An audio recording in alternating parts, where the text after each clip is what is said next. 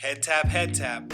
Allow me to introduce you to a guy that was truly before his time and the definition of an undeveloped project that could have benefited from not turning pro so early, but also took the opportunity he was given to remove himself and family from a toxic environment like East St. Louis, Illinois.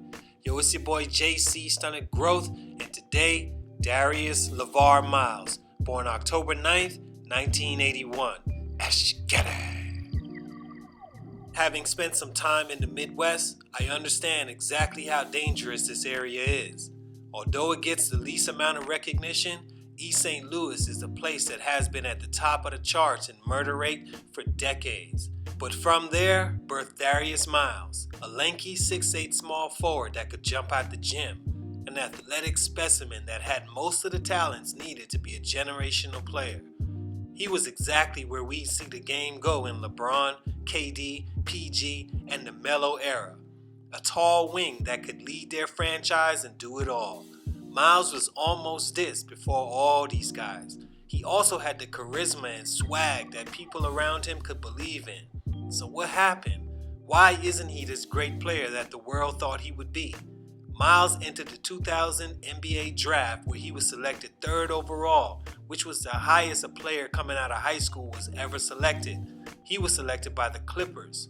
Before then, he had committed to play for St. John's University. Stunt number 1, tools. Unfortunately, Miles didn't possess all the tools needed to be what you see LeBron James is, and we'll talk more about LeBron James later. Darius was a guy that could sky, man, like really jump out the gym. But other than that, I can't tell you too much more skill that he had. He, along with Quentin Richardson, were the most exciting young core in the NBA during his first few years playing with the Clippers. The most glaring deficiency was his strength. Darius Miles is what I would call a finesse wing player. While his moves and dunks look great, he lacked that physical nature. That ability to bang and impose his will with his athleticism. Even a player like LeBron has shown that he can be a physical force on the court, and you know how I feel about LeBron. But that's what it takes to be a great wing. You have to be able to put fear in guys that checked you physically, whether it's dunking on them, post-game, or just your mannerisms. Darius came off as weak, man, a nice guy, and that's not going to get it done as a franchise wing. Miles played 2 seasons in LA and averaged 9 points per game each season and shot close to 50% in both of these seasons, but shot 0% in his first and 15% in his second from 3.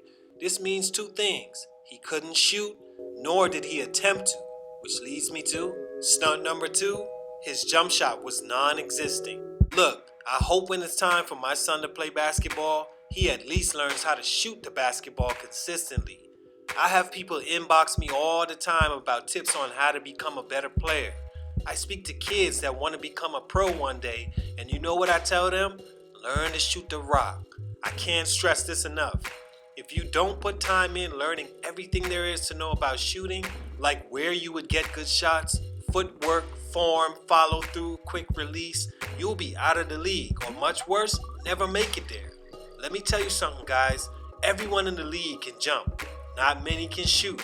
Look at a guy like Vince Carter. He managed to play 20 seasons in the league. You know why? Because he learned how to shoot the long ball and is now top 10 in the league and made threes. This was one of the best, if not the best dunker of his time. Once you learn how to jump and dunk, focus on other things like shooting. Hope you're watching, Zion. Darius didn't get this. I've literally never seen him shoot a jump shot in the league at all. For his 8-year career, he shot 16% from 3. That's basically half-court heaves and end-of-the-shot clock shots. Not gonna cut it. Stunt number 3, LeBron James.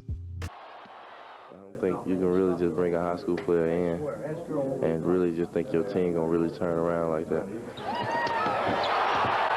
If he come, you know what I'm saying, he can just hop on our bandwagon. And hopefully we can do something big. I've never seen a player be more wrong. After the Clippers realized Darius Miles, their number 3 pick, was an investment that wasn't going to materialize, they traded him to the Cavaliers following his second season, where he had spent a season and a half before being moved again to the Trailblazers. But it was over for him the second the Cavs got the number 1 pick in 2003. LeBron James was the anointed one. He came into the organization and from day one showed he had all the tools Miles lacked. In his first season, he was the leading scorer on the team, and Miles was averaging his usual 9 points per game. An easy decision to trade him. He played LeBron's position and already wasn't a good locker room fit with LeBron. Miles would move on and have his best years in Portland. For the 2005-2006 season, he averaged a career-high 14 points per game, playing a career-high 32 minutes a game. But his time there was littered with controversy, one between him and Coach Mo Cheeks and another for substance abuse. After his career-ending knee injury, the Blazers waived him. He would sign with a few other teams to end his career, but it was over. He never materialized into the player everyone thought he could have been, and these are the reasons why. It's your boy JC Stunted Growth, and I'm out, man.